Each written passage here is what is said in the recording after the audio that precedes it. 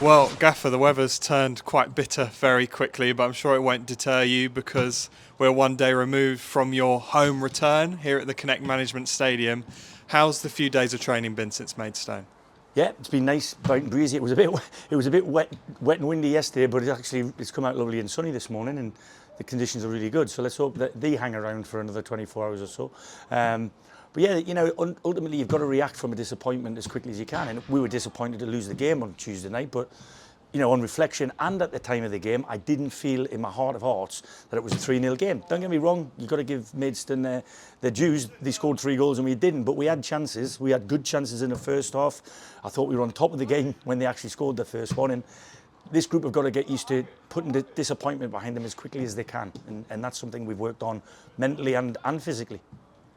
And judging by that response then to the result, is the character in the changing room been quite good? Well, I haven't seen anything negative yet. I mean, ultimately, I don't know how they were spoken to when things were delivered to them or demands put to them before I came in the building. But since I've come in, I think the group's receptive. They look like they're willing to work hard. I think I'm sort of instilling a collective we as opposed to an individual me situation. And that's not any one particular person. It's a lot of them. They've all been coached at a decent level as individuals when they were youngsters. I can see that. So they're technically proficient, but ultimately putting that technical ability into a team game plan, you've got to play the game plan, not the game sometimes. And you mentioned there about instilling that team value and bringing in your principles and style as a coach. Are you seeing the team with each training session get more and more used to your way of playing? Yeah, but it's a case of you've got to repeat and repeat, because ultimately habits, they take 21 days to make a habit, 90 days to make a lifestyle, and I've only been in here a week. So the message from me, not just for the next 14 days, but beyond that, will be the same delivery of what we want in certain areas of the pitch, the non-negotiables for every player on the pitch, and the responsibilities they have as an Eastbourne Borough Football Club player. So from that point of view, the message I give them day one is no different today, tomorrow, next week, next year, hopefully. Well, the opposition tomorrow is Chesham. I'm sure you will have been doing all your homework, working with the analysis team to look at them. Do you feel you know what to expect tomorrow? Well, I mean, I'm sure they'll have something up their sleeve. That's the whole art of management, isn't it? Trying to tweak things and change things and improve on where other people have capitalised against you, and try and impart your strengths on the opposition. So look, we're at home.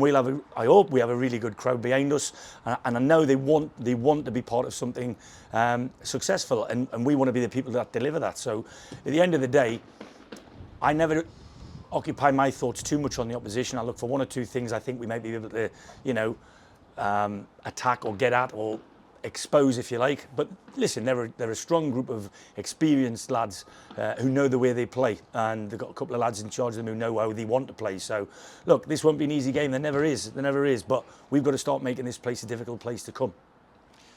Well, just finally then, we will want to make this place a difficult place to come. How important is it going to be that we get a good turnout tomorrow and from the home games moving forward? Well, like I said, I hope there are people come. I hope the change is lit something in people and thought, oh no, we're going to have a very good go now. And ultimately, the weather will play a part. If it's one of them days where it's raining horizontally and it's 7 degrees, it's difficult. But if it's like this, I'd like to think people come out. What better place to be on a Saturday afternoon than on the Sunshine Coast watching football?